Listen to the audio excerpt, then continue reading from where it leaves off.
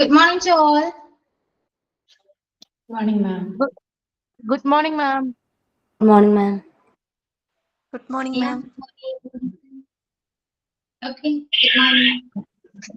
Very good morning, ma'am. ടെൻഷനെ കണ്ട കുറച്ച് നാളായല്ലോ. എന്നെയാ ഇത് തന്നെ കഴിഞ്ഞ ക്ലാസ്സിൽ പറഞ്ഞത്. ഇനി ഏത് ക്ലാസ്സിൽ എന്നാ മിസ് കാണാത്തത്? അവൾ എല്ലാ ക്ലാസ്സിലും ഉണ്ട്. ഇപ്പൊ നീ കാണാനിട്ടല്ലേ? Miss ശ്രദ്ധിക്കായിട്ടാണ്, കാണാഞ്ഞിട്ടല്ല, miss ശ്രദ്ധിക്കാഞ്ഞിട്ടില്ല. ശ്രദ്ധ കുറവാണ്. Good morning, Miss. Yeah, Sajitha, good morning. അത് സിജ മിസ്സിംഗ് ആണല്ലോ. സിജ നാട്ടിൽ പോയാണോ? മിസ്സിംഗ് ആണ്, കാണുന്നില്ല. ഓക്കെ, പിന്നെന്തൊക്കെയുണ്ട് വിശേഷം? സുഖമാണ് എല്ലാവർക്കും? യാ, ഗുഡ് മോർണിംഗ്. യാ, വേറെ ഒന്നും ഞാൻ ചോദിക്കാനില്ല. ഒരു കാര്യം ചോദിക്കട്ടെ, കാര്യം വന്നതല്ലേ, അല്ലെ വേണ്ട, ഞാൻ ക്ലാസ് എടുത്ത് ചോദിക്കാം. ക്ലാസ് എടുക്കട്ടെ. ഓക്കെ, സ്റ്റാർട്ട് ചെയ്യാൻ കേട്ടോ. കഴിഞ്ഞ ക്ലാസ്സിൽ നമ്മള് ഡിസ്കസ് ചെയ്തത് ആക്ടിവിറ്റീസ് ആയിരുന്നു. ഓക്കെ, ഹോസ്പിറ്റൽ അഡ്മിനിസ്ട്രേഷന്റെ ആക്ടിവിറ്റീസ് ആയിരുന്നു. ഇനി നമ്മൾ ഡിസ്കസ് ചെയ്യാൻ പോകുന്നത് challenges faced by administrator. Administrator എന്തൊക്കെ ചലഞ്ചസ് ആണ് ഫേസ് ചെയ്യുന്നത്? ഓക്കെ, ജസ്റ്റ് ഒരു ക്ലാസിഫിക്കേഷൻ കണ്ടോ. ഇതൊക്കെയാണ് compete for healthcare professionals. Next, managing Medicare and Medicaid, improve patient care through technology, specialize for growth, prepare for the future. Three challenges ആണ് administrator face ചെയ്യുന്നത്. Clear അല്ലേ? അതില് the first one is compete of a healthcare professional. എന്താണ്? നമ്മള് ഇപ്പൊ ഞാൻ എന്ത് organisation ആയിക്കോട്ടെ, എന്ത് ഒരു ബിസിനസ് ഫീൽഡ് ആയിക്കോട്ടെ, സോ നമ്മള് അറിയാം, നമ്മൾ എന്നും ഒന്നും ആ ഒരു രീതി തന്നെ മുന്നോട്ട് പോയിട്ട് കാര്യമൊന്നുമില്ല. നമുക്ക് ചിലപ്പോ കോമ്പിനേഷൻ വരാൻ ചാൻസ് ഉണ്ട്, അല്ലെ? ഇപ്പോ ഹോസ്പിറ്റലാണെങ്കിൽ നമ്മൾ വർക്ക് ചെയ്യുന്ന ഹോസ്പിറ്റൽ ആയിക്കോട്ടെ, അതിനേക്കാൾ കുറച്ച് ബെറ്റർ ഹോസ്പിറ്റൽസ് ഉണ്ടാവും. അപ്പൊ നമ്മളെപ്പോഴും ആസ് എ സ്റ്റാഫ് നമ്മളെപ്പോഴും പ്രിഫർ ചെയ്യുന്നത് എന്താണ്? കുറച്ചുകൂടെ ഹൈ സാലറീഡ്, അല്ലെ? എല്ലാ എന്താണ് ഞാൻ പറയുന്നത്, നമുക്ക് എല്ലാ ആനുകൂല്യങ്ങളും അതുപോലെ നമുക്ക് അത്യാവശ്യം എന്തെങ്കിലും സാലറി കിട്ടണം. ഇതൊക്കെയാണ് ആസ് എ സ്റ്റാഫ് നമ്മള് പ്രിഫർ ചെയ്യുന്ന കുറച്ച് കാര്യങ്ങൾ. അപ്പൊ നമ്മൾ ഇപ്പോ വർക്ക് ചെയ്യുന്ന ഒരു ഹോസ്പിറ്റലിൽ നമ്മൾ പ്രതീക്ഷിക്കുന്ന സാലറി ഉണ്ട് എന്ന് പറയുന്നില്ല, പക്ഷെ ഇതിനേക്കാൾ കുറച്ചുകൂടെ എന്താണ് ബെറ്ററായി ഹോസ്പിറ്റൽസ് ഉണ്ടാവും. നമ്മൾ വർക്ക് ചെയ്യുന്ന ഹോസ്പിറ്റലിനേക്കാൾ കുറച്ച് ബെറ്ററായ ഹോസ്പിറ്റൽസ് ഉണ്ടാവും, എല്ലാം ഉണ്ട്. സോ അവിടെ വെച്ച് കമ്പയർ ചെയ്യുകയാണെങ്കിൽ അവിടെ കുറച്ചുകൂടെ സാലറി കൂടുതലാണ്, അവിടുത്തെ സ്റ്റാഫ്സിന് സാലറി കുറച്ച് കൂടുതലാണ്. അങ്ങനെയാണെങ്കിൽ ഓട്ടോമാറ്റിക്കലി നമ്മൾ എന്താ ചെയ്യുക? അതിലെ പയ്യെ നമ്മളോട് രക്ഷപ്പെടാൻ നോക്കും, മീൻസ് അവിടെ മൂവ് ചെയ്യാൻ നോക്കും. കാരണം അറിയാലോ, എല്ലാവരും ജോലിക്ക് പോകുന്നത് എന്തിനു വേണ്ടിയിട്ടാണ്? ലൈഫിൽ കുറച്ച് ഫിനാൻഷ്യലി നമ്മൾ സ്റ്റേബിൾ ആകാൻ വേണ്ടിയിട്ട് മാത്രമാണ്, അല്ലെ? അതും മെയിൻ തിങ് തന്നെയാണ്, പക്ഷെ അത് മാത്രമല്ല കേട്ടോ റീസൺ. അതവിടെ നിൽക്കട്ടെ. അപ്പോ ഈ ഹെൽത്ത് കെയർ പ്രൊഫഷണൽ ആയിട്ട് ഒരു കോമ്പറ്റീഷൻ എപ്പോഴും ഉണ്ടാവും. ഓക്കെ, അപ്പൊ ഇവരെന്താ ചെയ്യണ്ടേ? ശരിക്കും എന്താ ചെയ്യുക? ഈ അഡ്മിനിസ്ട്രേറ്റർ ശരിക്കും എന്താ ചെയ്യണ്ടേ? നമുക്ക് ആ ഒരു ഇഷ്യൂ ഒരിക്കലും ആ ഒരു ഹോസ്പിറ്റലിൽ ഉണ്ടാകാൻ പാടില്ല. എന്തൊക്കെ ഇഷ്യൂസ് ആണ്? ഷോർട്ടേജ് ഓഫ് ഡോക്ടേഴ്സ്, നഴ്സസ്, അതുപോലെ സ്കിൽഡ് സ്റ്റാഫ്സ്. ഇവർക്ക് ഷോർട്ടേജ് ഹോസ്പിറ്റലിൽ ഉണ്ടാകാൻ പാടില്ല. അങ്ങനെ ഉണ്ടാകുമ്പോഴാണ് എന്താ, നമ്മൾ വേറെ ഹോസ്പിറ്റലിലേക്ക് നമ്മൾ പോവാം, ശരിയല്ലേ? നമ്മുടെ ഹോസ്പിറ്റലിൽ പോയി അവിടെ ഡോക്ടേഴ്സ് ഇല്ല, അവിടെ ട്രീറ്റ്മെന്റ് വളരെ മോശമാണ്, അല്ല നഴ്സസ് ഇല്ല, അവിടെ സ്കില്ലായ സ്റ്റാഫ്സ് ഒന്നും ഇല്ല എന്ന് വിചാരിക്കൂ. നമ്മൾ പിന്നീട് ആ ഹോസ്പിറ്റലിൽ തന്നെ പോകും? ഒരിക്കലും ഇല്ല, അല്ലെ? അപ്പൊ അങ്ങനെ ഒരു ഷോർട്ടേജ് ഉണ്ടാകാൻ പാടില്ല. അതുപോലെ തന്നെ എന്താണ്, അങ്ങനെ ഷോർട്ടേജ് ഉണ്ടെങ്കിൽ തന്നെ ഈ അഡ്മിനിസ്ട്രേറ്റേഴ്സ് എന്തൊക്കെയാ ചെയ്യണ്ടേ? ഒരു റിക്രൂട്ട് ചെയ്യണം, അല്ലെ? Administrators have to recruit, retain and manage talent in a competitive market. അറിയാലോ, ഇന്നത്തെ കാലത്തല്ല, എല്ലാ കാലത്തും എന്തൊരു ബിസിനസ്സും, എല്ലാ ബിസിനസ്സിലും ഈ പറയുന്ന കോമ്പറ്റീഷൻ ഉണ്ട്, അല്ലെ? ഒരു കോമ്പറ്റീറ്റീവ് മാർക്കറ്റ് ആണെന്ന് വേണമെങ്കിൽ പറയും. ഹോസ്പിറ്റൽ ഫീൽഡ് അറിയാമെങ്കിൽ ബിസിനസ്, എല്ലാം ബിസിനസ് ആണ്. സ്കൂൾ ആയിക്കോട്ടെ, ഈ പറയുന്ന ഹോസ്പിറ്റൽസ് ആയിക്കോട്ടെ, ഇൻസ്റ്റിറ്റ്യൂഷൻസ് ആയിക്കോട്ടെ, എല്ലാം ബിസിനസ് തന്നെയാണ്, അല്ലെ? ശരിയല്ലേ? എല്ലാവർക്കും അറിയാവുന്നൊരു കാര്യം, ഓപ്പൺ ആയിട്ട് തന്നെ പറയണം, എല്ലാം ബിസിനസ് തന്നെയാണ്. സോ ഏതൊരു ബിസിനസ് ആണെങ്കിൽ പോലും മറ്റുള്ളവരെക്കാൾ നന്നായിട്ട് നമ്മൾ വർക്ക് ചെയ്യണം, അല്ലെങ്കിൽ നമ്മൾ കുറച്ച് ഒരുപടി മുന്നിൽ നിൽക്കണം എന്ന് ആഗ്രഹിക്കുന്നവരാണ് അല്ലെ. ഇപ്പൊ നമുക്ക് സ്വന്തമായിട്ട് ബിസിനസ് ഉണ്ടെങ്കിൽ അത് അവിടെ ഗ്രോത്ത് ഉണ്ടായിരിക്കണം. അവരെക്കാൾ ബെറ്റർ ആയിട്ട് പോകണം എന്നുണ്ടെങ്കിൽ ഒരു ഗ്രോത്ത് ഉണ്ടായി. ആ ഗ്രോത്ത് വരണമെങ്കിൽ നമ്മൾ എന്തെല്ലാം കാര്യങ്ങൾ ചെയ്യണം, അത് തന്നെയാണ് ഇവിടെ അഡ്മിനിസ്ട്രേറ്റേഴ്സ് ചെയ്യുന്നത് കേട്ടോ. കോമ്പിനേഷൻ എന്തായാലും ഉണ്ട്, മറ്റേ ഹെൽത്ത് കെയർ പ്രൊഫഷണൽസ് ആയിട്ട് നമുക്ക് കോമ്പിനേഷൻ ഓട്ടോമാറ്റിക്കലി ഉണ്ടാകും. സോ അവിടെ അഡ്മിനിസ്ട്രേറ്റേഴ്സ് ചെയ്യേണ്ട കാര്യങ്ങൾ എന്തൊക്കെയാണ്? ഒരിക്കലും അവിടെ ഷോർട്ടേജോ ഒന്നും വരാൻ പാടില്ല. എല്ലാ തരത്തിലും എല്ലാ കാര്യങ്ങളിലും എല്ലാം അവൈലബിൾ ആയിരിക്കണം. ഓക്കെ, സോ അത് ഈ പറയുന്ന അഡ്മിനിസ്ട്രേറ്റേഴ്സിന്റെ വൺ ഓഫ് ദ ചലഞ്ചസ് ആണെന്ന് പറയാം. ക്ലിയർ ആണോ? ഒരു പോയിന്റ് ക്ലിയർ ആണോ? മനസ്സിലായോ? Complete for health care professionals clear ആണ്. ഓക്കെ, മറ്റൊരു സ്ഥാപനത്തെക്കാൾ കൂടുതൽ നമ്മള് മീൻസ് അറിയാം. ഇപ്പൊ നമ്മള് ഫോർ എക്സാമ്പിൾ ഞാനൊരു ഹോസ്പിറ്റൽ ആയിക്കോട്ടെ, എവിടെയാണ് അല്ലെങ്കിൽ വേണം ഇൻസ്റ്റിറ്റ്യൂഷൻ നമ്മുടെ കോഴ്സ് നമ്മള് ജോയിൻ ചെയ്തു. നമ്മൾ എന്താ നോക്കാം? എല്ലാ കാര്യങ്ങളും നോക്കും. അവിടെ ഫീസ് സ്ട്രക്ചർ നോക്കും, അവിടെ ക്വാളിറ്റി ക്ലാസ്സസ് പ്രൊവൈഡ് ചെയ്യുന്നുണ്ടോ, എല്ലാം നമ്മൾ ചെക്ക് ചെയ്യും. ശരിയല്ലേ? എന്നിട്ട് നമ്മൾ ജോയിൻ ചെയ്തു, നമുക്ക് ഓക്കെ അല്ലെങ്കിൽ നമ്മൾ ഡ്രോപ്പ് ഔട്ട് ചെയ്ത് പോകും. ശരിയാണോ? നമുക്ക് വേറെ ഇതുപോലെ നമ്മൾ ഇംഗ്ലീഷ് പോകും. ഇതിനേക്കാൾ ബെറ്റർ ആയ ഓപ്ഷൻ ഉണ്ടെങ്കിൽ ആ ഓപ്ഷൻ ആയിരിക്കും നമ്മൾ പ്രിഫർ ചെയ്യാം. അത് തന്നെയാണ് ഈ ഹോസ്പിറ്റലിൽ പറയാനുള്ളത്. സോ അഡ്മിനിസ്ട്രേറ്റേഴ്സ് ചെയ്യുന്ന ഹോസ്പിറ്റലിൽ നല്ല രീതിയിൽ മുന്നോട്ട് കൊണ്ടുപോകണം. അതാണ് ഏറ്റവും ഈ പറയുന്ന അഡ്മിനിസ്ട്രേറ്റേഴ്സ് റെസ്പോൺസിബിലിറ്റി എന്ന് പറയുന്നത്. ആ ഹോസ്പിറ്റലിൽ ഓൾ ഓവർ അല്ലെ എല്ലാ കാര്യങ്ങളും ശ്രദ്ധിച്ച് നല്ല രീതിയിൽ കൈകാര്യം ചെയ്ത് മുന്നോട്ട് കൊണ്ടുപോകുന്നതാണ് അഡ്മിനിസ്ട്രേറ്റേഴ്സ്. സോ ആ ഹോസ്പിറ്റലിൽ പറയുന്ന ഡൗൺ ഉണ്ടാകാൻ പാടില്ല. അപ്സ് ആൻഡ് ഡൗൺസ് എല്ലായിടത്തും ഉണ്ടെങ്കിൽ പോലും പെട്ടെന്ന് ഡൗൺ ആകാൻ പാടില്ല. അപ്പൊ അതൊക്കെ ഇങ്ങനെ മെയിൻറ്റെയിൻ ചെയ്യണം. എന്തെല്ലാം കാര്യങ്ങളാണ് ശ്രദ്ധിക്കേണ്ടത്, എന്തെല്ലാം ചലഞ്ചസ് ഫേസ് ചെയ്യേണ്ടതായി വന്നേക്കാം. അതൊരു ചലഞ്ചസ് ആണ്, അല്ലെങ്കിൽ ഒരു ചലഞ്ചാണ് ഈ compete of health care professionals എന്ന് പറയുന്നത്. ഓക്കെ, ഹെൽത്ത് കെയർ പ്രൊഫഷണൽസിന്റെ അവിടെ ഷോർട്ടേജോ കാര്യങ്ങളോ ഒന്നും ഉണ്ടാകരുത്. ഇപ്പോ ഒരുപാട് ക്ലിനിക്കുകൾ അവൈലബിൾ ആണ്. ശരിയല്ലേ? നമുക്ക് ഓരോ സ്ഥലത്തും നോക്കിയാൽ അറിയാം, ഒരുപാട് ക്ലിനിക് ഉണ്ട്, അവിടെ ഒരുപാട് ഡോക്ടേഴ്സ് ഉണ്ട്. അത് നമ്മൾ പേഷ്യൻസ് ചെല്ലുമ്പോൾ നോക്കുന്നത് എന്താ, അവിടുത്തെ ഡോക്ടേഴ്സ് എങ്ങനെയുണ്ട്, നല്ലതാണോ? അപ്പൊ ആ ഒരു ക്ലിനിക്ക് തന്നെ എന്താണ് അവിടെ ശരിക്കും ഒരു കോമ്പിനേഷൻ ഉണ്ട്. നല്ല ഡോക്ടറെ കൊണ്ടുവരണം. നല്ല ഡോക്ടറെ കൊണ്ടുവന്നാൽ മാത്രമാണ് ആ ഒരു സ്ഥാപനത്തില് പറഞ്ഞ പോലെ ഫിനാൻഷ്യലി ആയിക്കോട്ടെ ഒരു ഗ്രോത്ത് ഉണ്ടാകുള്ളൂ. ശരിയല്ലേ? ഒരു ഡിമാൻഡുള്ള ഡോക്ടേഴ്സിനെ കൊണ്ടുവരുമ്പോൾ ആലോചിച്ച് നോക്കി. അതൊക്കെയാണ് സംഭവിക്കുന്നത് കേട്ടാ. അപ്പൊ ഫസ്റ്റ് പോയിന്റ് ക്ലിയർ ആയോ? മനസ്സിലായോ? Okay. Then next one is managing Medicare and Medicaid. അതായത് നമുക്ക് അറിയാം, ഹോസ്പിറ്റലിൽ ചെല്ലുമ്പോൾ ഒരുപാട് ട്രീറ്റ്മെന്റിന് അത്യാവശ്യം നല്ല രീതിയിൽ എക്സ്പെൻസ് വരും അല്ലെ, എക്സ്പെൻസീവ് ആയിരിക്കും. സോ നമുക്ക് അതെല്ലാം അഫോർഡ് ചെയ്യാൻ പറ്റുന്ന ഒരു കണ്ടീഷൻ ആയിരിക്കണം എന്നില്ല. അപ്പൊ നമ്മള് കൂടുതലും ഡിപ്പെൻഡ് ചെയ്യുന്ന എന്തിനായിരിക്കും? പൊതുവെ ഇൻഷുറൻസ് എടുക്കും നമ്മള് അല്ലെ, ഇൻഷുറൻസ് ഉണ്ടാകും. അതുപോലെ തന്നെ മെയിൻ ഇൻഷുറൻസ് ആണ്, ഗവൺമെന്റ് ഇൻഷുറൻസും എല്ലാ കാര്യങ്ങളും ഉണ്ടാവും.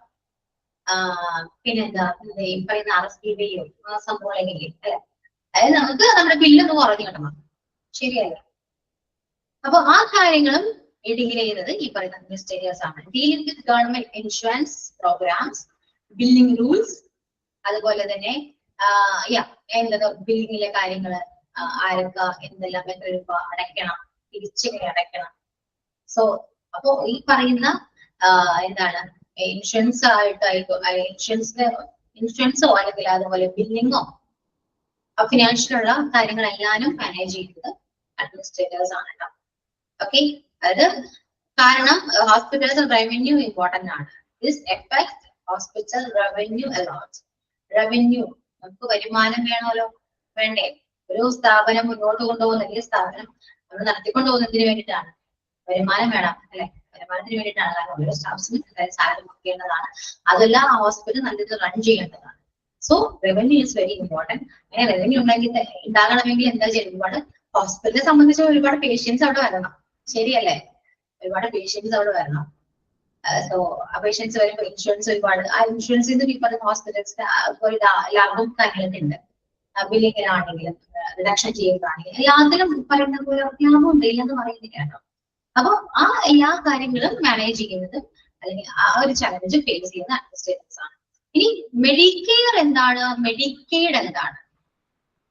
മെഡിക്കെയർ എന്ന് പറയുന്നത് ഒരു 65 വയസ്സിന് മുകളിലുള്ള ആൾക്കാർക്ക് കിട്ടുന്ന ആനുകൂല്യങ്ങളാണ് മെഡിക്കെയർ. ഓക്കെ, മെഡിക്കെയ്ഡ് എന്താണ്? നമ്മള് തീരെ വരുമാനം കുറഞ്ഞ ഫാമിലീസ് ഉണ്ടാവും അല്ലെ, തീരെ വരുമാനം കുറഞ്ഞ ഫാമിലീസും അതുപോലെ കുട്ടികള്, അവർക്ക് വേണ്ടിയുള്ള ആനുകൂല്യങ്ങളാണ് എന്ത് മെഡിക്കെയ്ഡ് എന്ന് പറയുന്നത്. ക്ലിയർ ആണോ? ഒരു എലിജിബിലിറ്റി ആണ് നോക്കുന്നത്. ഒരു തീരെ ഇൻകം കുറഞ്ഞ, ലോ ഇൻകം തീരെ കുറഞ്ഞ ആൾക്കാർക്കും അതുപോലെ തന്നെ ഈ പറയുന്ന കുട്ടികൾക്കും, ഓക്കെ, കുട്ടികൾക്കും വേണ്ടിയിട്ട് ഒരു കവറേജ് ആണെന്ന് പറയാം, ബെനിഫിറ്റ് കവറേജ് ആണ്, അല്ലെങ്കിൽ അനുകൂലമാണ് പറയാം. മെഡിക്കെയ്ഡ്. മെഡിക്കെയർ എന്താണ്? 65 above old persons അല്ലെ, അവർക്ക് വേണ്ടിയിട്ടുള്ള ഒരു, അല്ലെങ്കിൽ അവർക്കും 65 മുകളിൽ വയസ്സുള്ളവർക്കും അതുപോലെ തന്നെ ഡിസബിലിറ്റീസ് ഉള്ളവർ, ഡിസേബിൾഡ് ആയവർക്കും വേണ്ടിയിട്ടുള്ള കൈൻഡ് ഓഫ് ഫെഡറൽ പ്രോഗ്രാം ആണ് ഈ പറയുന്ന മെഡിക്കെയർ എന്ന് പറയുന്നത്. രണ്ടും ക്ലിയർ ആയോ? അപ്പോ ഈ പറയുന്ന എല്ലാ ആനുകൂല്യങ്ങളും മാനേജ് ചെയ്യുന്നത് ഈ പറയുന്ന അഡ്മിനിസ്ട്രേറ്റർ ആണ്. അതും ഒരു ചലഞ്ച് തന്നെയാണ് കേട്ടോ. ഓക്കെ അല്ലേ? Then the next one is improve patient care through technology. നമുക്കറിയാം ഇന്ന് ഒരുപാട് ടെക്നോളജീസ് അവൈലബിൾ ആണ്, ഹോസ്പിറ്റൽസിലാണെങ്കിൽ ഒരുപാട് ടെക്നോളജീസ് അവൈലബിൾ ആണ്. ടെക്നോളജീസ് ഇല്ലാത്ത അല്ലെങ്കിൽ പറയുന്ന എക്യുപ്മെന്റ്സോ കാര്യങ്ങളോ ഇല്ലാത്ത ഹോസ്പിറ്റൽസ് ഉണ്ട് അല്ലെ. അപ്പൊ നമ്മൾ ആ ഹോസ്പിറ്റലിൽ പോകുമ്പോൾ നമുക്ക് കുറച്ചുകൂടി മൾട്ടി സ്പെഷ്യാലിറ്റി ഹോസ്പിറ്റലിലേക്ക് നമ്മൾ എന്ത് ചെയ്യും? നമ്മൾ ട്രാൻസ്ഫർ ചെയ്യും. ശരിയല്ലേ? ഇപ്പൊ രോഗി ഒരു ഇപ്പൊ ഞാൻ എന്റെ വീടിന്റെ അടുത്തുള്ള ഇപ്പൊ എനിക്ക് എല്ലാ സമയം എന്റെ വീട് തൊട്ടടുത്തുള്ള ഹോസ്പിറ്റലിലേക്ക് പോകും. ഓക്കെ, അവിടെ പറ്റിയില്ലെങ്കിൽ എന്ത് ചെയ്യും? വേറെ ഹോസ്പിറ്റലിലേക്ക് ട്രാൻസ്ഫർ ചെയ്യും. അങ്ങനെയാണ്. കാരണം അത്രയും ഉള്ളൊരു എക്യുപ്മെന്റോ കാര്യങ്ങളോ ആ ഹോസ്പിറ്റലിൽ ഇല്ല, ഫെസിലിറ്റീസ് വളരെ കുറവാണ്. അതുകൊണ്ടാണ് വേറെ ഹോസ്പിറ്റലിൽ നമ്മൾ വിടുന്നത്. മനസ്സിലായോ? അപ്പൊ ആ ഹോസ്പിറ്റലില് ഗ്രോത്ത് വരാൻ വേണ്ടി അവിടെ ഈ പറയുന്ന ടെക്നോളജീസും എക്യുപ്മെന്റ്സും എല്ലാം ഉണ്ടായിരിക്കും. അതിലൂടെ പേഷ്യന്റിനെ കെയർ ചെയ്യേണ്ടതാണ്. ആ ഒരു പേഷ്യന്റ് കെയർ അവിടെ ഇംപ്രൂവ് ചെയ്യേണ്ടതാണ്. എന്നാൽ മാത്രമാണ് ഈ പറയുന്ന ആ ഒരു ഹോസ്പിറ്റലിലും ആ ഒരു ഗ്രോത്ത് ഉണ്ടാകുന്നത്. ഓക്കെ, അപ്പൊ അതും challenges faced by the administrator. Okay, then specialized for growth same തന്നെയാണ്. ഹോസ്പിറ്റൽസിന് ഇപ്പൊ ഏതൊരു ഹോസ്പിറ്റൽ ആണെങ്കിലും ഒരുപാട് ഡെവലപ്മെന്റ് ആവശ്യമാണ്. ഡെവലപ്മെന്റ് ആവശ്യമാണെങ്കിൽ അവർക്ക് സ്പെഷ്യലൈസ്ഡ് ഡിപ്പാർട്ട്മെന്റ്സ് വരണം അല്ലെ. ഇപ്പൊ oncology department, cardiology department, dialysis, ഇവിടെ ഓരോ ഡിപ്പാർട്ട്മെന്റ്സ് ഉണ്ടായിരിക്കണം. ആ ഡിപ്പാർട്ട്മെന്റ്സ് ഉണ്ടെങ്കിൽ പേഷ്യൻസ് കുറച്ചുകൂടി അട്രാക്ട് ചെയ്യും. ശ്രദ്ധിച്ചിട്ടുണ്ടോ നിങ്ങള്? നമ്മളിപ്പോ കൂടുതലും ഒരു ക്ലിനിക്കിലാവുക മീൻസ് ആ ഒരു സ്പെഷ്യലൈസ്ഡ് ചെയ്ത ഡോക്ടറെ നമ്മള് ശരിക്കും പറയുകയാണെങ്കിൽ അവരെ കൺസൾട്ട് ചെയ്യണം നമുക്ക് നോക്കാം. ശരിയല്ലേ? ലൈഫ് സ്റ്റൈൽ അങ്ങനെ പോവാതെ സ്പെഷ്യലൈസ്ഡ് ഡോക്ടേഴ്സിനെ നമ്മൾ മീറ്റ് ചെയ്യാൻ നമ്മൾ കൂടുതൽ നമ്മൾ പ്രിഫർ ചെയ്യുന്നത്. സോ എപ്പോഴും അങ്ങനെ ഒരു സ്പെഷ്യലൈസ്ഡ് ഡിപ്പാർട്ട്മെന്റ് ഏതൊരു ഹോസ്പിറ്റലിൽ ഉണ്ടെങ്കിൽ അത് കുറച്ചുകൂടെ ആ ഒരു ഹോസ്പിറ്റലിന് ഗ്രോത്ത് ഉണ്ടാകാൻ ചാൻസ് ഉണ്ട്, ഡെവലപ്മെന്റ് ഉണ്ടാകുന്നുണ്ട്. ഇപ്പോ മിക്ക ഹോസ്പിറ്റൽ അങ്ങനെ ഉണ്ട് അല്ലെ. ഓരോ ഡോക്ടേഴ്സ് ആയി ഓരോ ഡിപ്പാർട്ട്മെന്റ് ആണ്, സ്പെഷ്യലൈസ്ഡ് ഡിപ്പാർട്ട്മെന്റ്സ് എല്ലാം മിക്ക ഹോസ്പിറ്റലല്ല അത്യാവശ്യം മൾട്ടി സ്പെഷ്യാലിറ്റി ഹോസ്പിറ്റൽസ് അങ്ങനെ ഉണ്ട്. സോ നമ്മൾ അങ്ങനെയാണ് പോവാ, നമ്മൾ അവിടേക്കായിരിക്കും പോവാ. ശരിയല്ലേ? അത്രയേ ഉള്ളൂ കേട്ടോ. Then prepare for the future. നമ്മള് ഫ്യൂച്ചറിന് വേണ്ടി എല്ലാ കാര്യങ്ങളും പ്ലാൻ ചെയ്യുക. പ്ലാനിങ് ഫോർ ന്യൂ ഐഡിയാസ്, അതുപോലെ തന്നെ എല്ലാ കാര്യങ്ങളും പുതിയ പുതിയ കാര്യങ്ങൾ കൊണ്ടുവരാം. റെഗുലേഷൻസ് ആയിക്കോട്ടെ, ഫണ്ടിങ് ചേഞ്ചസ് ആയിക്കോട്ടെ, ഫിനാൻഷ്യലി ആയിക്കോട്ടെ, ആൻഡ് ഓവറോൾ ഹോസ്പിറ്റൽ നമ്മൾ എക്സ്പാൻഡ് ചെയ്യാം അല്ലെങ്കിൽ അപ്ഗ്രേഡ് ചെയ്യാം. സോ എപ്പോഴും നമ്മൾ ഫ്യൂച്ചറിൽ എല്ലാ കാര്യങ്ങളും ഓൾറെഡി പ്ലാൻ ചെയ്യേണ്ടതാണ്, പ്രിപ്പയർ ചെയ്യേണ്ടത്. എല്ലാം ചെയ്യുന്നത് അഡ്മിനിസ്ട്രേറ്റർ ആണ്. അതായത് ഓവറോൾ ആ ഒരു ഹോസ്പിറ്റൽ എങ്ങനെ മുന്നോട്ട് പോകണം, ഏത് രീതിയിൽ മുന്നോട്ട് പോകണം, എങ്ങനെ പോയാലാണ് ഒരു ഗ്രോത്ത് ഉണ്ടാക്കുക, എങ്ങനെ പോയാലാണ് കുറച്ച് ഇൻകം ജനറേറ്റിംഗ് പറ്റുക. സോ ഇതെല്ലാ കാര്യങ്ങളും നമ്മള് മാനേജ് ചെയ്യുന്നതും ഹാൻഡിൽ ചെയ്യുന്നതും ഈ പറയുന്ന അഡ്മിനിസ്ട്രേറ്റർ ആണ്. ക്ലിയർ ആണോ? മനസ്സിലായോ? ആ ഒരു ക്ലാസിഫിക്കേഷൻ ക്ലിയർ ആണോ? ഇതെല്ലാം ചലഞ്ചസ് ആണ്. മറ്റു ഹോസ്പിറ്റലിൽ അപേക്ഷിച്ച് നോക്കുകയാണെങ്കിൽ ഇതെല്ലാം ചലഞ്ചസ് ആണ്. ഈ ഏതൊരു വ്യക്തിയാണെങ്കിലും ഇപ്പൊ നമ്മുടെ ലൈഫിലാണെങ്കിലും പറയുകയാണെങ്കിൽ ഇപ്പൊ നിങ്ങൾക്കാണെങ്കിലും ഒരു PG കോഴ്സ് എന്ന് പറഞ്ഞൊരു ചലഞ്ചാണ്. ഈ ചലഞ്ച് നമ്മള് പഠിച്ച് പാസ്സാകും. അത് നമ്മൾ എന്തൊക്കെ കാര്യങ്ങൾ ചെയ്യും, നമ്മൾ എന്തെല്ലാം കാര്യങ്ങൾ പ്ലാൻ ചെയ്യും, നമ്മൾ എങ്ങനെ പഠിക്കണം, ഏത് മെത്തേഡിലൂടെ നമ്മൾ പഠിക്കേണ്ടത് അല്ലെ. ആ ഒരു പ്ലാനിങ് നിങ്ങൾക്ക് ഉണ്ട്. ശരിയല്ലേ? കുറച്ച് നാളത്തേക്കാണെങ്കിൽ പോലും നിങ്ങൾ ഒരു പ്ലാൻഡ് ആണ്. അത് ആ ഒരു ചലഞ്ച് ഫേസ് ചെയ്യാൻ വേണ്ടിയിട്ടാണ്. ഓക്കെ, പിന്നെ ബിസിനസ് ആക്കാൻ വേണ്ടി പറയണ്ട, നമുക്ക് സ്വന്തമായിട്ട് ഒരു ബിസിനസ് ഉണ്ടെങ്കിൽ നമ്മളിതെല്ലാം ചിന്തിക്കുന്നതാണ്. ശരിയല്ലേ? ആലോചിക്കുക, നമ്മൾ സ്വന്തമായിട്ട് ബിസിനസ് ഉണ്ട്. ഇപ്പൊ ഇനിയിപ്പോ എന്താ പറയാ, നിങ്ങളെ ഹോസ്പിറ്റൽ ഫീൽഡ് ആണെങ്കിൽ ഏത് ഫീൽഡാണെങ്കിൽ ഇപ്പൊ ഇൻസ്റ്റിറ്റ്യൂഷനിലൊക്കെ ആണെങ്കിൽ ഇപ്പൊ ഇൻസ്റ്റിറ്റ്യൂഷണൽ ഗ്രോത്ത് വരുന്നത് എങ്ങനെയായിരിക്കും? ഒരുപാട് കോഴ്സസ് അല്ലെ, ഒരുപാട് കോഴ്സസ് വരുമ്പോൾ ഈ ഇൻസ്റ്റിറ്റ്യൂഷണൽ ഗ്രോത്ത് വരും, ഒരുപാട് അഡ്മിഷൻസ് വരുമ്പോഴാണ്. ശരിയല്ലേ? അങ്ങനെ അതെല്ലാം ബിസിനസ് അല്ലേ? ഇപ്പൊ ആ ഒരു ഓർഗനൈസേഷന്റെ ഗ്രോത്തിനനുസരിച്ചിരിക്കും അവിടെ ഓരോ സ്റ്റാഫ്സ് വർക്ക് ചെയ്യുന്ന അവരുടെ സാലറീസിൽ ഇൻക്രിമെന്റ് ഉണ്ടാകാൻ. ശരിയല്ലേ? അപ്പൊ എല്ലാവരും ഒരേപോലെ നിന്ന് വർക്ക് ചെയ്യുന്നുണ്ട്. ഇനി ഇതിനേക്കാളും ബെറ്റർ ഓപ്ഷൻ വരുവാണെങ്കിൽ നമ്മൾ ഓട്ടോമാറ്റിക്കലി നമ്മളോട് പോകും. അപ്പൊ ഈ സ്റ്റാഫ്സ് ഒന്നും അവിടെ ശരിക്കും പറഞ്ഞാൽ പോകാൻ പാടില്ല. മീൻസ് ഒരു ഓർഗനൈസേഷനിൽ വർക്ക് ചെയ്യുന്നുണ്ടെങ്കിൽ, ഒരു ഹോസ്പിറ്റലിൽ നമ്മൾ ഒരു സ്റ്റാഫ് വർക്ക് ചെയ്യുന്നുണ്ടെങ്കിൽ ആ സ്റ്റാഫ് നമ്മൾ കുറച്ച് സാറ്റിസ്ഫൈഡ് ആയിരിക്കണം. അങ്ങനെ സാറ്റിസ്ഫൈഡ് ആകണമെങ്കിൽ ആ ഒരു ഹോസ്പിറ്റലിന് അവർ പ്രതീക്ഷിക്കുന്ന പോലെ ഗ്രോത്ത് ഉണ്ടായിരിക്കണം, വരുമാനം ഉണ്ടായിരിക്കണം. അതിനുവേണ്ടി നമ്മൾ എന്തെല്ലാം കാര്യങ്ങളും ചെയ്യണം. സോ ആ ചലഞ്ചസ് ഒക്കെയാണ് ഇവിടെ നമ്മൾ മെൻഷൻ ചെയ്തിരിക്കുന്നത് കേട്ടോ. ഓക്കെ ആണോ? ക്ലിയർ ആയോ? ഈ പോയിന്റ് ക്ലിയർ ആയോ? ഓരോ പോയിന്റ് പറയുമ്പോഴും മനസ്സിലാകുന്നുണ്ടോ? Compete of health care profession എന്ന് പറയുമ്പോൾ എന്താണ്? ജസ്റ്റ് ഒന്ന് ഇമാജിൻ ചെയ്ത് നോക്കി, എന്താണ് ആ ഒരു പോയിന്റ് നമ്മൾ എക്സ്പ്ലെയിൻ ചെയ്യുന്നതാണ്. ഏകദേശം എഴുതിയുണ്ടല്ലോ. അതുപോലെ മാനേജിങ് മെഡിക്കെയർ ആൻഡ് മെഡിക്കെയ്ഡ് എന്താണ്? ആനുകൂല്യങ്ങളാണ് അല്ലെ? ബില്ലിംഗ് ആയിക്കോട്ടെ, ഇൻഷുറൻസ് ആയിക്കോട്ടെ, എല്ലാ തരത്തിലുള്ള ആനുകൂല്യങ്ങളും മാനേജ് ചെയ്യുന്നു. Then improve patient care through technology. അതറിയാലോ, ടെക്നോളജിയിലൂടെ പേഷ്യന്റ് കെയർ ഇംപ്രൂവ് ചെയ്യണം. Then specialise for growth. ഓരോ സ്പെഷ്യലൈസ്ഡ് ഡിപ്പാർട്ട്മെന്റ്സ് വരുന്നതാണ്, അങ്ങനെ ഗ്രോത്ത് ഉണ്ടാകും. Then prepare for the future. ഇന്നുകൊണ്ട് അവസാനിക്കുന്നല്ല ഒരു സ്ഥാപനം അല്ലെ, മുന്നോട്ട് ഫ്യൂച്ചറിലും എങ്ങനെയായിരിക്കണം എന്നൊരു ഒരു ഫ്യൂച്ചർ പ്ലാൻ ഉണ്ടെങ്കിൽ മാത്രമാണ് ആ ഒരു ഏതൊരു ഓർഗനൈസേഷൻ ആയിക്കോട്ടെ ഗ്രോത്ത്. അല്ല അങ്ങനത്തെ കാര്യങ്ങൾ നടന്നു പോകണം അങ്ങനെ ചിന്തിച്ചുകൊണ്ട് കാര്യമൊന്നുമില്ല. ഇപ്പൊ നമ്മുടെ ലൈഫ് ആണെങ്കിൽ അങ്ങനെയല്ലേ, എനിക്ക് ഇന്ന് ജീവിച്ചു പോരാ, നാളെ എന്താണ് അത് നമ്മൾ അറിയണ്ട.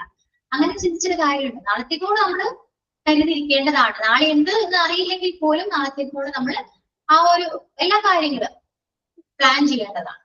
പ്ലാൻ അല്ല മീൻസ് നമുക്ക് ആഗ്രഹങ്ങളുണ്ടാവും. ഞാൻ പ്ലാൻ ചെയ്യാതെ ഒരാളാണ്, പ്ലാൻ ചെയ്യുന്ന അതാണ് അന്വേഷിച്ച് കാണാനുള്ള പൈസ. എന്നാലും നമുക്ക് ഒരുപാട് ആഗ്രഹങ്ങളും ഫ്യൂച്ചറിനെ കുറിച്ച് ഒരുപാട് ആഗ്രഹങ്ങളും അങ്ങനെ ആകണം, അങ്ങനെ പോകണം, അതൊക്കെ നമുക്ക് ചിന്തയില്ലേ? അത് തന്നെയാണ്. ഓക്കെ, അപ്പൊ ക്ലിയർ ആണോ? മനസ്സിലായോ? പറയൂ. ക്ലാസ്സിൽ എത്രയും സ്ട്രക്ചർ ഉണ്ടാവാറുള്ളൂ? പൊതുവെ 25 അത്രയും സ്റ്റുഡൻസ് ഉണ്ടാകാറുള്ളോ? അത്രയും സ്റ്റുഡൻസ് ഉണ്ടായിരുന്നു മിസ്, ഉണ്ടാവാറുണ്ട്. ഇന്ന് കുറച്ച് കുറവാണ്. ഇന്ന് ഫസ്റ്റത്തെ ക്ലാസ്സിലും കുറവാണ്, ഇപ്പോഴും കുറവാണ്. ഇന്നിട്ടോ ഓണത്തിന്റെ തിരക്കായിരിക്കാൻ വേണ്ടി. അല്ലാതെ നോർമലി എത്ര സ്ട്രെങ്ത് ഉണ്ട് ക്ലാസ്സിൽ? 25. ലാസ്റ്റ്ലി വന്നത് 25 ആണ്. മീൻസ് ഫസ്റ്റത്തെ ക്ലാസ്സിന് മാത്രം കുറച്ച് അധികം ഉണ്ടായിരുന്നു. അത് കഴിഞ്ഞിട്ട് വരുന്ന ക്ലാസ്സിനൊക്കെ വന്നിട്ട് 25 ആണ് വരുന്നുള്ളൂ.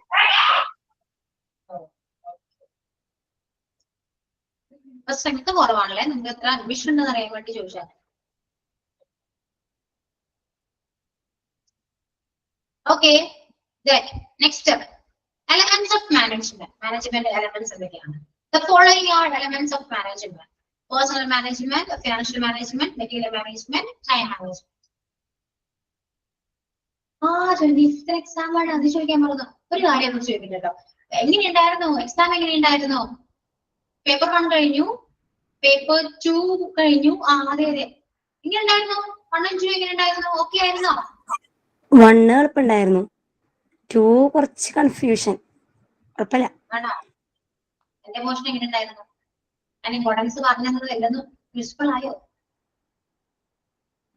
ഐസിയുന്നും വെന്റിലേറ്ററിനൊക്കെ വന്നിട്ടുണ്ട്. ഐസിയു, വെന്റിലേറ്റർ, ഓപ്പറേഷൻ തിയേറ്റർ അല്ലേ മാം എടുത്തത്? അത് വന്നിട്ടുണ്ട്. ഓക്കെയാണ്.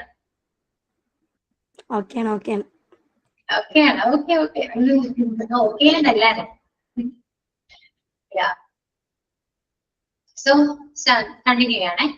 അപ്പൊ എലമെന്റ്സിലെ ഫസ്റ്റ് എലമെന്റ് ആണ് പേഴ്സണൽ മാനേജ്മെന്റ്. എന്താണ് പേഴ്സണൽ മാനേജ്മെന്റ്? നമ്മൾ അവിടെ വർക്ക് ചെയ്യുന്ന ഒരു സ്റ്റാഫിനെ കെയർ ചെയ്യണം. ഓർഗനൈസേഷനിൽ വർക്ക് ചെയ്യുന്ന ഒരു സ്റ്റാഫിനെ കെയർ ചെയ്യണം. അതിനെയാണ് ഒരു ഫംഗ്ഷനെയാണ് നമ്മൾ പേഴ്സണൽ മാനേജ്മെന്റ് എന്ന് പറയുന്നത്. ഓക്കെ, അതിൽ തന്നെ സ്റ്റെപ്സ് ഓഫ് പേഴ്സണൽ മാനേജ്മെന്റ് ഒരു സ്റ്റെപ്സ് ഉണ്ട്. ഹ്യൂമൻ റിസോഴ്സ് പ്ലാനിങ്, അതുപോലെ റിക്രൂട്ട്മെന്റ് ആൻഡ് സെലക്ഷൻ. ഓക്കെ, അപ്പൊ പേഴ്സണൽ മാനേജ്മെന്റ് എന്താണ്? ഒരു സ്റ്റാഫിനെ മാനേജ് ചെയ്യുന്നതാണ്, അത്രയേ ഉള്ളൂ. പേഴ്സണൽ മീൻസ് സ്റ്റാഫ് ആണ്. ഓരോ സ്റ്റാഫിനെ മാനേജ് ചെയ്യുന്നതാണ് പേഴ്സണൽ മാനേജ്മെന്റ് എന്ന് പറയുന്നത്. അതിന്റെ ഓരോ സ്റ്റെപ്സ് എന്തൊക്കെയാണ്? Human resource planning, recruitment and selection. അല്ല, ഹ്യൂമൻ റിസോഴ്സ് പ്ലാനിംഗ് എന്താണ്? This is an information decision making process designed to ensure that enough competent people and appropriate skills are available to perform jobs and when needed. നമുക്ക് ആവശ്യമായ ഈ പറയുന്ന ഇപ്പൊ ഒരു ഓർഗനൈസേഷനിൽ ഒരുപാട് വേക്കൻസീസ് അവൈലബിൾ ആയിട്ട് എല്ലാ വേക്കൻസിയിലും അല്ലെങ്കിൽ ഓരോ വേക്കൻസിയിലും നമുക്ക് വരുന്ന എല്ലാ ആപ്ലിക്കേഷൻസ് നമുക്ക് അക്സെപ്റ്റ് ചെയ്യാൻ പറ്റുന്നതാണ് ഇല്ല. നമ്മൾ എന്ത് ചെയ്യും? അവര് ആ ഒരു ജോലിക്ക് ആപ്റ്റ് ആണോ, സ്കിൽ ഉണ്ടോ, ഇതെല്ലാം നമ്മൾ ചെക്ക് ചെയ്യും. ശരിയല്ലേ? സോ ഇതെല്ലാം ചെക്ക് ചെയ്തിട്ടാണ് നമ്മൾ എന്ത് ചെയ്യാം, അവരെ റിക്രൂട്ട് ചെയ്യും. Okay, so this is an information decision making process. ഇതൊരു decision making process ആണ്. This is an information decision making process designed to ensure that enough competent people and appropriate skills are available to perform jobs where when needed. നമ്മുടെ സ്ഥാപനത്തിൽ അതായത് appropriate സ്കില്ലുള്ള അല്ലെങ്കിൽ പല സ്കില്ലുള്ള അല്ലെങ്കിൽ perform ചെയ്യാൻ പറ്റുന്ന ഈ പറയുന്ന കോമ്പറ്റന്റ് സ്റ്റാഫ്സ് അവൈലബിൾ ആണ്, എലിജിബിൾ ആണ്, മതിയായ രീതിയിൽ ഉണ്ട് എന്ന് ഉറപ്പുവരുത്തുക. ആവശ്യം വരുമ്പോഴും നമുക്ക് അവിടെ അങ്ങനെ ഉണ്ട് എന്ന് ഉറപ്പുവരുത്താം. ഓക്കെ, അതിൽ തന്നെ റിക്രൂട്ട്മെന്റ് സ്റ്റെപ്സ് ഉണ്ട്. Okay, job analysis it has two component. Job specification, നമ്മൾ ഒരാളെ റിക്രൂട്ട് ചെയ്യുന്നു അല്ലെങ്കിൽ ഹയർ ചെയ്യുമ്പോൾ ജോബിന്റെ സ്പെസിഫിക്കേഷൻ പറയും, അല്ലെങ്കിൽ ഇന്നൊരു ജോലിയിലേക്കാണ് അല്ലെ. ഇപ്പൊ ടീച്ചർ എന്ന് പറയുന്നത് കൈൻഡ് ഓഫ് ഒരു പ്രൊഫഷനാണ്. അത് അപ്പൊ ടീച്ചർ എന്ന് പറയുന്ന ജോലിയിലേക്കാണ് നമ്മൾ ഹയർ ചെയ്യുന്നത്. അതിനാണ് job specification recommend qualities for a person to quality for and succeed in a position. ഒരു സ്പെസിഫിക്കേഷൻ ആണ്, മീൻസ് എന്ത് ജോലിയാണ്, എന്താണ് പൊസിഷൻ, എന്താണ്, അത് സ്പെസിഫിക്കേഷൻ എന്ന് പറയുന്നത്. അതിനുശേഷം അത് ഡിസ്ക്രിപ്ഷൻ ആണ് അല്ലെ. ആ ജോലി എന്തായിരിക്കും, means job description reports to written information with documentation that states the duties, tasks, responsibilities and qualifications of a job based on the finding of a job balance. That is kind of a informative documentation ആണ് ഈ job description എന്ന് പറയുന്നത്. ഏതൊരു പൊസിഷനിലേക്കാണ് എന്ന് first കൊടുക്കുന്നു. അതിനുശേഷം എന്താണ് ആ പൊസിഷനിലേക്ക് വേണ്ട കുറച്ച് ക്വാളിറ്റീസ് ആണ്. അതിന്റെ ഡ്യൂട്ടീസ് എന്തൊക്കെയായിരിക്കും, അവർ ചെയ്യുന്ന ടാസ്ക് എന്തൊക്കെയായിരിക്കും, റെസ്പോൺസിബിലിറ്റീസ് എന്തൊക്കെയായിരിക്കും, ക്വാളിഫിക്കേഷൻ എന്തൊക്കെയായിരിക്കും, ഇതെല്ലാം അതിൽ റെക്കോർഡ് ആയിരിക്കും. മനസ്സിലായോ? അതാണ് സ്പെസിഫിക്കേഷനും അതുപോലെ ജോബ് ഡിസ്ക്രിപ്ഷൻ എന്ന് പറയുന്നത്. ഇപ്പൊ ഫോർ എക്സാമ്പിൾ ജോബ് സ്പെസിഫിക്കേഷൻ എന്ന് പറയുന്നത് ടീച്ചർ ആണെന്ന് വിചാരിക്കും. അതിന്റെ ഡിസ്ക്രിപ്ഷൻ എന്തായിരിക്കും? ഇന്ന ക്വാളിഫിക്കേഷൻസ് വേണം, ഇന്ന ടാസ്ക് ഒക്കെ ചെയ്യേണ്ടതായിട്ട് വരും, ഇത്ര ടൈം വർക്ക് ചെയ്യേണ്ടതായിട്ട് വരും, ഇന്ന പോലെ റെസ്പോൺസിബിലിറ്റീസ് ഉണ്ടാകും. അത് ഇതെല്ലാം ചെയ്യാൻ റെഡിയായവര് ബിസിനസ്സുകാർക്ക് അപ്ലൈ ചെയ്യും. ഓക്കെ, ക്ലിയർ ആയോ?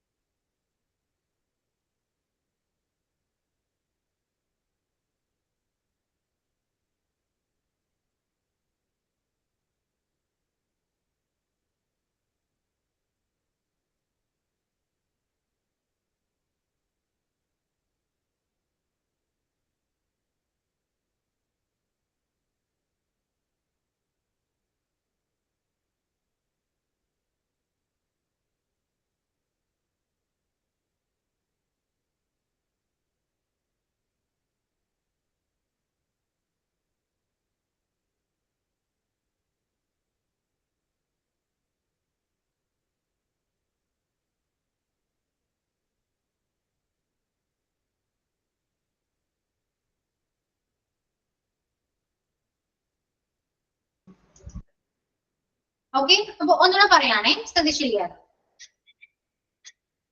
ഹ്യൂമൻ റിസോഴ്സ് പ്ലാൻ, അതായത് നമുക്ക് നേരത്തെ പറഞ്ഞതാണ് നമ്മുടെ ഹോസ്പിറ്റൽസിൽ ഷോർട്ടേജ് കാര്യങ്ങളും ഒന്നും തന്നെ ഉണ്ടാക്കാൻ പാടില്ല.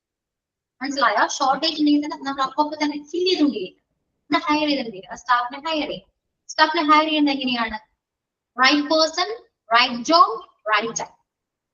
അത് ആ ഒരു പർട്ടിക്കുലർ ജോബിലേക്ക് വേണ്ട ഒരു റൈറ്റ് പേഴ്സണെ നമ്മൾ ഹയർ ചെയ്യും. അതും റൈറ്റ് ടൈമിൽ, കറക്റ്റായ സമയത്ത് കറക്റ്റായ ജോബിലേക്ക് ആ ഒരു കറക്റ്റ് പേഴ്സണെ നമ്മൾ ഹയർ ചെയ്യും. ആ ഷോർട്ടേജ് നമ്മൾ ഫിൽ ചെയ്യും. അതാണ് എന്ത് ഹ്യൂമൻ റിസോഴ്സ് പ്ലാനിങ് എന്ന് പറയുന്നത്. ഷോർട്ട് ആയിട്ട് പറയണെങ്കിൽ അത്രയേ ഉള്ളൂ കേട്ടോ. ക്ലിയർ ആണോ?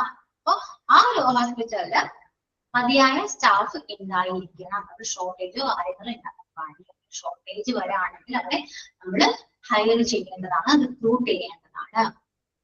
Okay, is it clear? ആ ഒരു പോയിന്റ് മനസ്സിലായോ? ഹ്യൂമൻ റിസോഴ്സ് പ്ലാനിങ് ക്ലിയർ ആണോ? ഉണ്ടല്ലോ.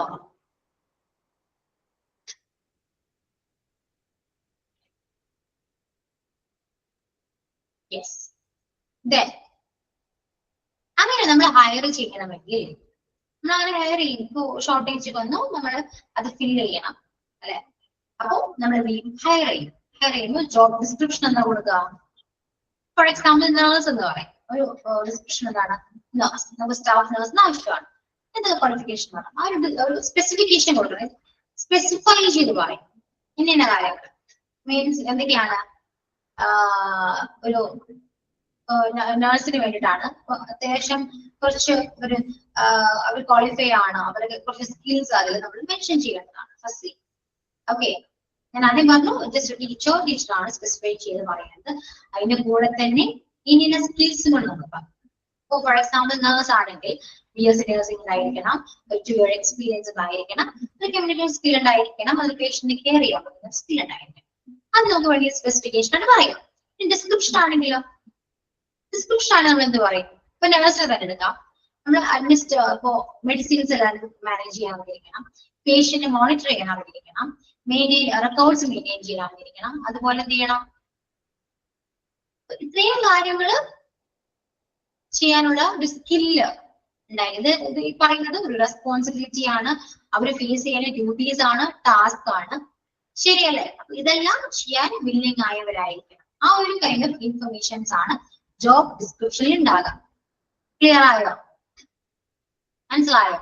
അങ്ങനെയാണ് ആ ഹ്യൂമൻ റിസോഴ്സ് പ്ലാനിങ് നടക്കുന്നത് അവിടെ. ഓക്കെ, ആ ഒരു പോയിന്റ് മനസ്സിലായോ? ഹ്യൂമൻ റിസോഴ്സ് പ്ലാനിംഗ് ഉള്ളതാണ് കേട്ടത്. ഒരു പോയിന്റ് മനസ്സിലായല്ലോ? റിക്രൂട്ട്മെന്റ് ആണ് അവിടെ വരുന്നത്. നെക്സ്റ്റ് എന്താണ്? സെലക്ഷൻ ആണ്. പേഷ്യന്റിനെ നമ്മൾ സെലക്ട് ചെയ്യാം. ഒരുപാട് ആപ്ലിക്കേഷൻസ് വരും അല്ലെ? ഒരുപാട് ആപ്ലിക്കേഷൻസ് വരും. ആ ഒരുപാട് ആപ്ലിക്കേഷൻസിൽ നമ്മൾ എന്ത് ചെയ്യണം? നമ്മൾ സ്റ്റാഫിനെ എന്ത് ചെയ്യും? നമ്മൾ സെലക്ട് ചെയ്യും. ഓക്കെ, സെലക്ട് ചെയ്യണം. എങ്ങനെയാണ് അപ്പൊ സെലക്ഷൻ നടക്കുക? ആ ഒരു പ്രോസസ് എങ്ങനെയാണ് നടക്കുന്നത്? Selection is a process of identifying and hiring the applicants for the filling the vacancies in an organization. ആ ഓർഗനൈസേഷന്റെ വേക്കൻസിയിലേക്ക് അപ്ലൈ ചെയ്ത ആപ്ലിക്കേഷൻസ് ഉണ്ടാവല്ലോ, അത് എല്ലാവരും കൂടെ ഫിൽറ്റർ ചെയ്യുക. ദെൻ ഓരോന്നൊക്കെ നമ്മൾ ആ ഒരു ഐഡന്റിഫൈ ചെയ്യുക. ആ കൈൻഡ് ഓഫ് ഒരു പ്രോസസ്സിനെയാണ് നമ്മൾ സെലക്ഷൻ എന്ന് പറയുന്നത്. ഓക്കെ, ഇപ്പോ നമ്മള് ജോലിക്ക് വേണ്ടി അപ്ലൈ ചെയ്യുമ്പോൾ നമ്മുടെ ആപ്ലിക്കേഷൻ മാത്രമാണ് അവിടെ ചെയ്യാൻ അല്ല, ഒരുപാട് ആപ്ലിക്കേഷൻസ് ഉണ്ടാവും. അതിൽ ആപ്റ്റായവരെയായിരിക്കും അവർ സെലക്ട് ചെയ്യാം. ശരിയല്ലേ? അതാണ് ഇവിടെ നടക്കുന്നത്. ഒന്നുമില്ല കേട്ടോ. സോ നമ്മള് ഒരുപാട് ആപ്ലിക്കേഷൻ വന്നാൽ നമ്മൾ ഇപ്പൊ നമുക്കൊരു സ്വന്തമായിട്ട് ബിസിനസ് ഉണ്ടെന്ന് വിചാരിക്കും. നമുക്കൊരു സ്റ്റാഫിനെ ആവശ്യമാണ്, നമ്മൾ ഹയർ ചെയ്യാം. നമ്മൾ എന്താ ചെയ്യുക? From all the people who apply, pick the best and most suitable candidates. ഏറ്റവും ബെസ്റ്റ് ആയ, നമുക്ക് ആ ഒരു പൊസിഷനിലേക്ക് ആപ്റ്റ് ആയ, സ്യൂട്ടബിൾ ആയ ഒരു കാൻഡിഡേറ്റിനെ ആയിരിക്കും നമ്മൾ എന്ത് ചെയ്യാം? പിക്ക് ചെയ്യാം. ശരിയല്ലേ? അത് തന്നെയാണ് ഇവിടെ ചെയ്യുന്നത്. അതാണ് സെലക്ഷൻ എന്ന് പറയുന്നത്. സെലക്ട് ചെയ്യുക, അതാണ് സെലക്ഷൻ. ഓക്കെ, അതിൽ തന്നെ സെലക്ഷനിൽ തന്നെ സ്റ്റെപ്സ് ഉണ്ട്. Okay, before the actual recruiting process, it is essential to perform a job analysis to understand precisely what an organization needs and where it needs. A job analysis will provide a clear position overview which will help to attract the right talent. Once the job posting process is done, you will begin receiving applications from many candidates, and this is where the selection process begins. Here are the 6 steps of an employee selection process. ഓരോ steps ഉണ്ട്. Selection ചെയ്യുമ്പോൾ നമുക്കറിയാം, നമുക്ക് അവിടെ vacancy വന്നു, ഓരോ ഓർഗനൈസേഷനിൽ particular amount of അല്ലെങ്കിൽ വേക്കൻസീസ് വന്നു. ഓർഗനൈസേഷൻ ആവശ്യമായിട്ട് വന്നു അല്ലെ, സ്റ്റാഫ്സിന് ആവശ്യമായിട്ട് വന്നു. അപ്പൊ എന്താ ചെയ്യാം, നമ്മൾ അവിടെ വേക്കൻസീസ് ഉണ്ട് എന്ന് നമ്മൾ എന്ത് ചെയ്യും, ഒരു ആഡ് പോലെ അല്ലെ പോസ്റ്റ് ചെയ്യുന്നതാണ്. സോ ആ ടൈമില് ആ ഒരു പോസ്റ്റിംഗ്, അതായത് പോസ്റ്റിംഗ് നമുക്കവിടെ പോസ്റ്റ് അവൈലബിൾ ആണ്, വേക്കൻസീസ് അവൈലബിൾ ആണെന്ന് പറഞ്ഞതിന് ശേഷം അങ്ങനെ പറഞ്ഞു കഴിഞ്ഞാല് പ്രോസസ് ഇസ് ഡൺ. എന്താ ഉണ്ടാവാം, യു വിൽ ബിഗിൻ റിസീവിങ്. നമുക്ക് ഒരുപാട് ആപ്ലിക്കേഷൻസ് റിസീവ് ചെയ്യേണ്ടി വരും, ഒരുപാട് ആപ്ലിക്കേഷൻസ് വരും. ഇപ്പോ ഫോർ എക്സാമ്പിൾ നിങ്ങൾ പറയാണ് ഇന്നൊരു ഹോസ്പിറ്റലിൽ ഒരു റിസപ്ഷനിസ്റ്റ് വേക്കൻസി ഉണ്ട്, നമ്മൾ അത് അറിഞ്ഞു, അത് ഹോസ്പിറ്റല് അവര് ഇട്ടൊരു ആഡ് ആയിരിക്കാം അല്ലെ. സോ നമ്മൾ ആ ഇൻഫർമേഷൻ നമ്മൾ കേട്ടിട്ട് നമ്മൾ എന്ത് ചെയ്യും, അപ്ലൈ ചെയ്യും. അങ്ങനെ ഒരുപാട് ആപ്ലിക്കേഷൻസ് അവർ റിസീവ് ചെയ്യുന്നത് അല്ലെ.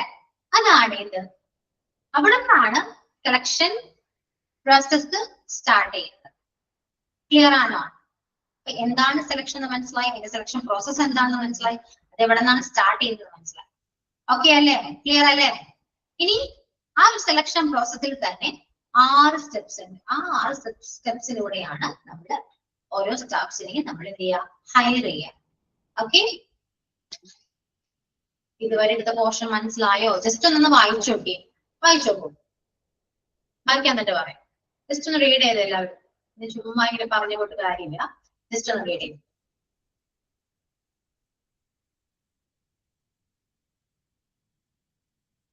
ഫസ്റ്റ് ടെക്സ്റ്റ് ഇട്ടിട്ടുണ്ടോ? കിട്ടിയോ? കയ്യിലുണ്ടോ? PDF കയ്യിലുണ്ടോ? കയ്യിലുണ്ടോ? ഇല്ലാത്തവര് സ്ക്രീനിൽ തന്നെ നോക്കിക്കോളൂ കേട്ടോ. ഞാൻ ഇടക്കൊന്ന് സ്ക്രോൾ ചെയ്ത് പോകും. ആദ്യം മുതലേ നോക്കാം. ഓക്കെ, ഇത്രയും സൂം ഔട്ട് ചെയ്ത് കാണാൻ പറ്റുന്നുണ്ടോ? സൂം ചെയ്യേണ്ടി വരുമോ?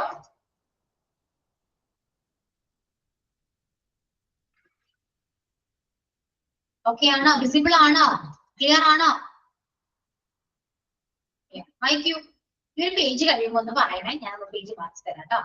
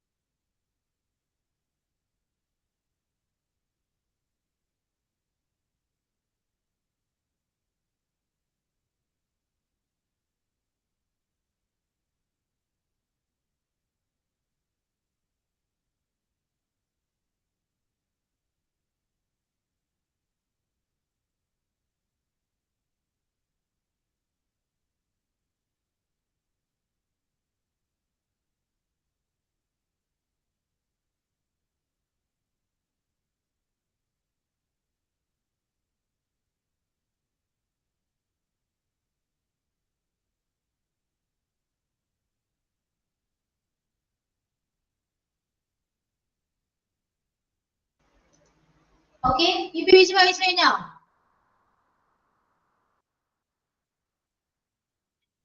യെസ്. നെക്സ്റ്റ്,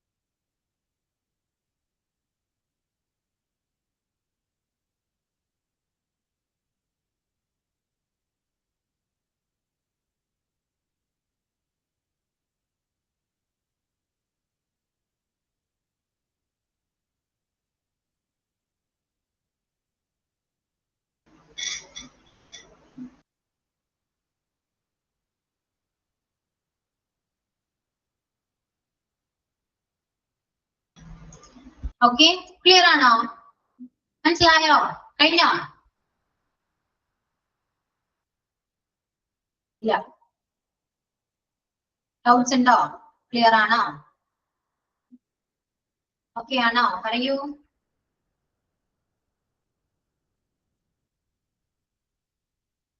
ഡൗട്ട്സ് ഒന്നുമില്ല? ഒരു ഡൗട്ട് ഉണ്ട്. എന്താണ്? പറയൂ, എന്താന്ന് വെച്ചാൽ പറയൂ. ക്ലിയർ ആയോ? ഡൗട്ട്സ് നീ ചോദിക്കും, ഞാൻ പറഞ്ഞുതരാം. എന്തായാലും ഞാൻ എന്താ പറയാനാ?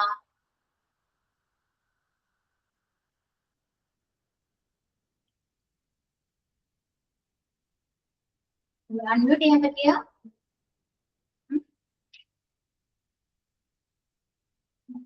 ഞാൻ അൺമ്യൂട്ട് ചെയ്തു. നജുവാ, ക്ലിയർ ആണോ നജുവാ? ക്ലിയർ ആണ്. ഡൗട്ട്സ് ഇല്ല. അങ്ങനെ പറഞ്ഞൂടെ? കേൾക്കുമ്പോൾ സമാധാനമുണ്ട്. ഓക്കെ, അപ്പോ നെക്സ്റ്റ്. അപ്പോ സെലക്ഷന്റെ ഒരു 6 സ്റ്റെപ്പ് ഉണ്ടെന്ന് പറഞ്ഞു അല്ലെ. അതില് ഫസ്റ്റ് സ്റ്റെപ്പ് എന്ന് പറയുന്നത് initial screening applications. During the initial screening, an applicant completes an application form and submits a resume and cover letter. Human resource will then review this information and conduct a brief screening interview of 30 minutes or less over the telephone. അതായത് നമുക്ക് applications കിട്ടി അല്ല, അത് വരെ നമ്മൾ നിർത്തിയേക്കാണ് അല്ലെ. Application കിട്ടി കഴിഞ്ഞാൽ നമ്മൾ എന്താ ചെയ്യുക? ആപ്ലിക്കേഷൻ നമ്മൾ കുറച്ചുകൂടെ നമ്മൾ സെലക്ട് ചെയ്യും. ആ ഒരു ക്വാളിഫിക്കേഷൻസ് ഉള്ളവരെ അതിനെ കുറിച്ച് നമുക്ക് ആപ്റ്റ് ആണ് എന്ന് തോന്നിയ കുറച്ച് പേരെ നമ്മൾ സെലക്ട് ചെയ്തിട്ട് എന്ത് ചെയ്യും? സെലക്ട് ചെയ്യാം, ഒരു ഇന്റർവ്യൂ ചെയ്യും. ഒരു 13 minutes അല്ലെ, 30 മിനിറ്റും അതിൽ കുറവോ ഒരു ബ്രീഫ് സ്ക്രീനിങ് ഇന്റർവ്യൂ നമ്മൾ ആക്ച്വലി കണ്ടക്ട് ചെയ്യും. അത് ഫോണിലൂടെയാണ്, അവർ ടെലിഫോൺ. മനസ്സിലായോ? അതായത് അവർക്ക് എന്താണ് പെട്ടെന്ന് ഫിൽട്ടർ ചെയ്യാൻ വേണ്ടിയിട്ടാണ്. കാരണം അവർക്കൊരു ബേസിക് ക്വാളിഫിക്കേഷൻസ് ഉണ്ടോ എന്ന് ചെക്ക് ചെയ്യാൻ വേണ്ടി മാത്രം. ഓക്കെ, അതായത് ആപ്ലിക്കന്റ് സബ്മിറ്റ് ആപ്ലിക്കേഷൻ ഫോം അല്ലെങ്കിൽ റെസ്യൂം എന്ന് പറയാൻ കവർ ലെറ്റർ അത് സബ്മിറ്റ് ചെയ്തതിനു ശേഷം HR അത് റിവ്യൂ ചെയ്യും അല്ലെ. HR അല്ലെങ്കിൽ ഹയർ ചെയ്ത അല്ലെ HR റിവ്യൂസ് ഡോക്യുമെന്റ്, ഈ ഡോക്യുമെന്റ്സ് റിവ്യൂ ചെയ്യും. അതിനുശേഷം എന്ത് ചെയ്യും? HR conduct a brief screening interview of 30 minutes or less. കുറവോ സമയത്ത് ഒരു ഇന്റർവ്യൂ സ്ക്രീൻ ചെയ്യും. സ്ക്രീനിങ് അത് എങ്ങനെയാണ്? ഫോണിലൂടെയാണ്. അത് നടത്തുന്നതിന് വേണ്ടിയിട്ടാ, പെട്ടെന്ന് നമുക്ക് ഫിൽട്ടർ ചെയ്യാൻ വേണ്ടിയിട്ടാണ്. പെട്ടെന്ന് തന്നെ ഫിൽട്ടർ ചെയ്യാൻ, കാരണം അവർക്ക് ബേസിക് ക്വാളിഫിക്കേഷൻസ് ഉണ്ടോ ജസ്റ്റ് ചെക്ക് ചെയ്യാൻ വേണ്ടിയിട്ടുള്ള ഒരു കൈൻഡ് ഓഫ് ഇന്റർവ്യൂ സെക്ഷൻ ആണ്. അത് ഫസ്റ്റ് ആണെന്ന് പറയുന്നത്. ക്ലിയർ ആണോ? Okay, is it clear? First ഇത് ഷോർട്ട് ലിസ്റ്റ് ചെയ്യുന്നതിന് വേണ്ടിയിട്ടാണോ ഈ സ്ക്രീനിങ് നടത്തുന്നത്? ഷോർട്ട് ലിസ്റ്റിംഗ് ബേസിക് അവർക്ക് പറയുന്നത് നമ്മൾ ഡിമാൻഡ് ചെയ്യുന്ന ക്വാളിഫിക്കേഷൻസും സ്കില്ലും ഉണ്ടോ എന്ന് ചെക്ക് ചെയ്ത് അവർ ഷോർട്ട് ലിസ്റ്റ് ചെയ്യും. ഒരുപാട് ആപ്ലിക്കേഷൻസ് ഉണ്ടാവും, അതിൽ നമ്മൾ കുറച്ചുപേർ നമ്മൾ ഓൾറെഡി സെലക്ട് ചെയ്തിട്ടുണ്ടാവും. പക്ഷെ അത്രയും വേക്കൻസീസ് എന്തെല്ലാം അവൈലബിൾ ആയിരിക്കില്ല. അതിൽ നിന്ന് നമ്മൾ എന്ത് ചെയ്യും? വീണ്ടും ഷോർട്ട് ലിസ്റ്റ് ചെയ്യും. അങ്ങനെ ചെയ്യുമ്പോഴെടുത്തത് ഫസ്റ്റത്തെ ഒരു ടെസ്റ്റ് ആണ് ഈ പറയുന്ന ഇനിഷ്യൽ സ്ക്രീനിങ് ആപ്ലിക്കേഷൻസ് എന്ന് പറയുന്നത്. അതിൽ നിന്നും നമ്മൾ ഷോർട്ട് ലിസ്റ്റ് ചെയ്യും. അതാണ് ഫസ്റ്റ് പ്രോസസ് എന്ന് പറയുന്നത്. അത് സെക്കൻഡ് വൺ. അപ്പൊ ഫസ്റ്റ് പ്രോസസ് ക്ലിയർ അല്ലേ? കാരണം ഫോണിലൂടെയാണ്, നമുക്ക് കുറച്ച് കാര്യങ്ങൾ ആ ഫോണിലൂടെ ആണെങ്കിൽ പോലും അവർക്ക് മനസ്സിലാക്കാൻ പറ്റും. And next one is employment test. Employment test എന്ന് പറയുന്നത് following initial screening the applicant may be asked to take one or more tests to assess his or her knowledge, skill, personality, cognitive ability and motivation. അപ്പോ ഫസ്റ്റത്തെ ആ ടെസ്റ്റില് അവർ പാസ്സായി വിചാരിക്കും. കുറച്ച് candidates അതിൽ സെലക്ട് ചെയ്തിട്ടുണ്ടാവും. സെക്കൻഡ് അതിൽ നിന്നും പിന്നെ നമ്മൾ ഫിൽട്ടർ ചെയ്യണം. അതിന് രണ്ടാമത്തെ ടെസ്റ്റ് വന്നു. ആ ടെസ്റ്റ് നമ്മൾ നോക്കുന്നത് എന്താണ്? അവരുടെ നോളജ്. നമ്മൾ ഏത് പ്രൊഫഷണൽ കാണാൻ പോകുന്നു, ആ പ്രൊഫഷണൽ ബേസിലുള്ള നോളജ് ഉണ്ടോ, അല്ലെങ്കിൽ സ്കിൽ ഉണ്ടോ, ആ കൈൻഡ് ഓഫ് നമുക്ക് അങ്ങനത്തെ ഒരു പേഴ്സണാലിറ്റി ഉണ്ടോ, അതുപോലെ ഒരു കോഗ്നിറ്റീവ് എബിലിറ്റീസ് ഉണ്ടോ, ഇതെല്ലാം നമ്മൾ അവിടെ ചെക്ക് ചെയ്യുന്നുണ്ട്. സോ അതിലും കൂടെ നമ്മൾ ഓക്കെ അവിടെ നമ്മൾ ടെസ്റ്റ് പാസ് ആണെങ്കിൽ നെക്സ്റ്റ് സ്റ്റെപ്പിലേക്ക് പോകും. ഒരുപാട് പ്രോസസ് ഉണ്ട് അല്ലെ.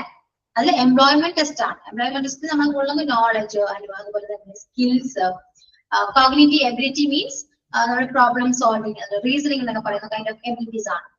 ദെൻ പേഴ്സണാലിറ്റി നോക്കുന്നുണ്ട്, മോട്ടിവേഷൻ, ആ ഒരു പ്രൊഫഷനിൽ വേണ്ട കുറച്ച് ക്വാളിറ്റീസ് ആണ്. ആ ക്വാളിറ്റീസ് എല്ലാം ഈ പറയുന്ന ആൾക്കുണ്ടോ എന്ന് നമ്മൾ ചെക്ക് ചെയ്യും.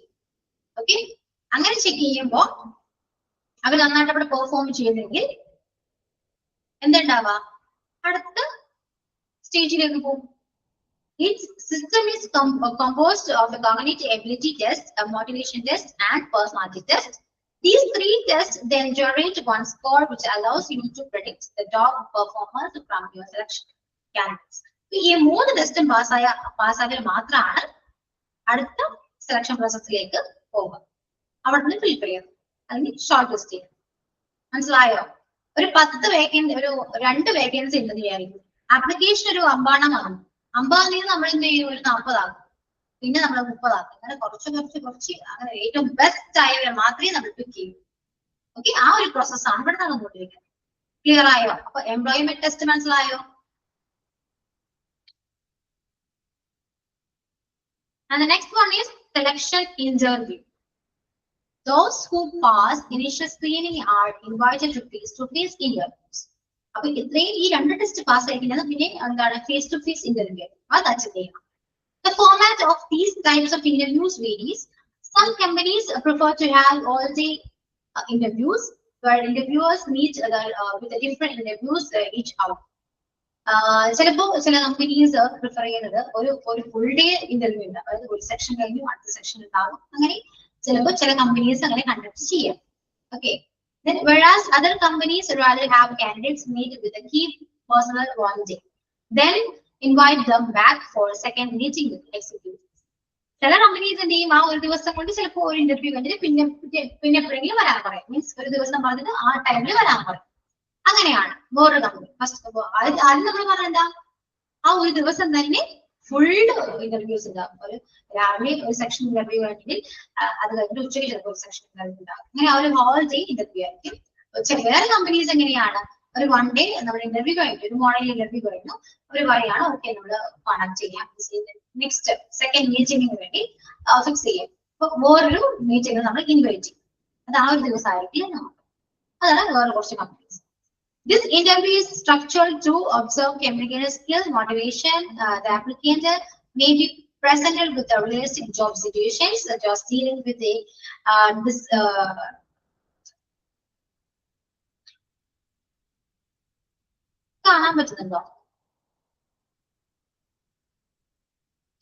such as dealing with the disgruntled customer and asked to describe how he or she would handle the problem.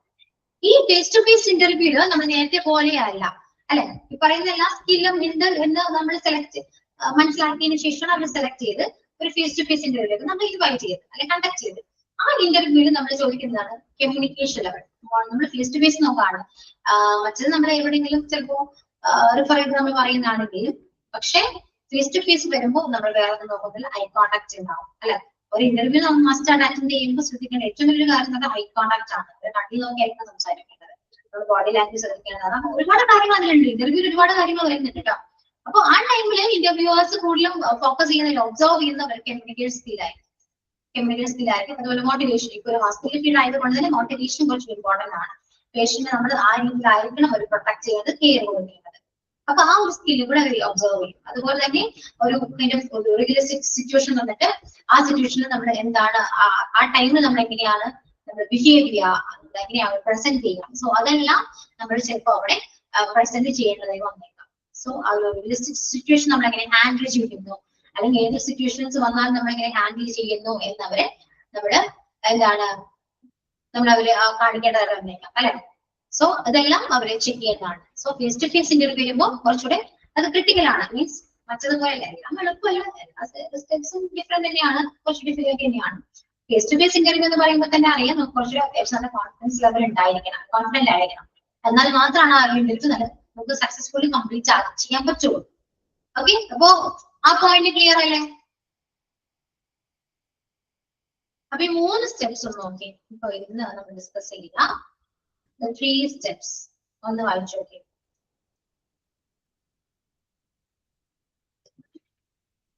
Okay, വായിക്കൂട്ടാ.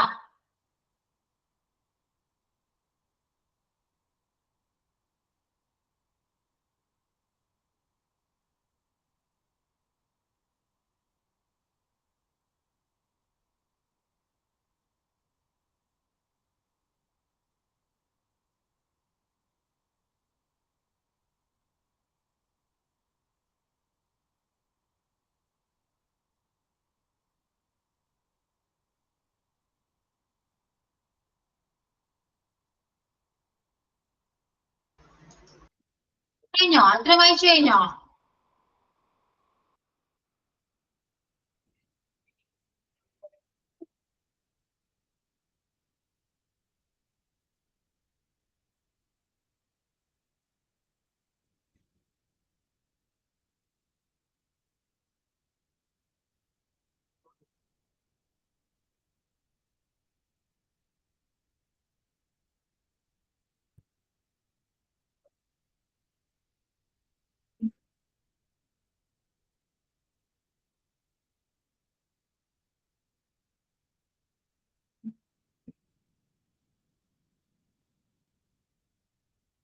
Okay, വായിച്ചു കഴിഞ്ഞോ?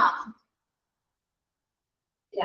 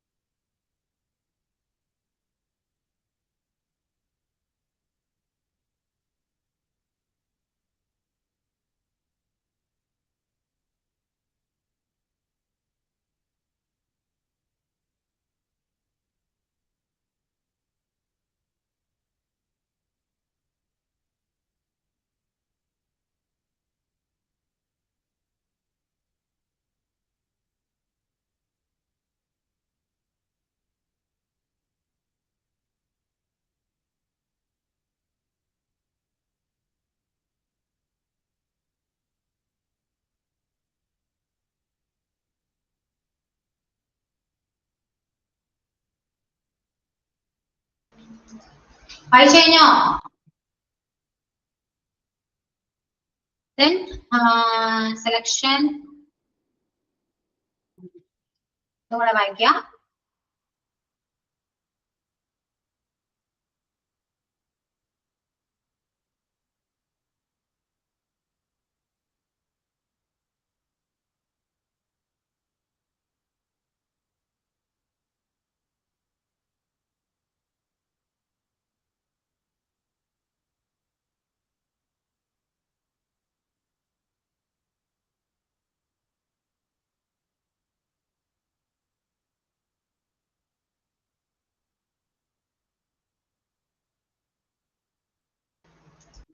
ഇവിടെ സെലക്ഷൻ ഇന്റർവ്യൂല് ഒരു ഡിസ്ഗ്രാൻഡർ എന്ന് പറയുന്ന വേർഡ് കാണുന്നത്. ഡിസ്ഗ്രാൻഡർ. ഡിസ്ഗ്രാൻഡർ മീൻസ് പിറുപിറുക്കുക എന്നർത്ഥം. വർത്തനം പറയില്ല.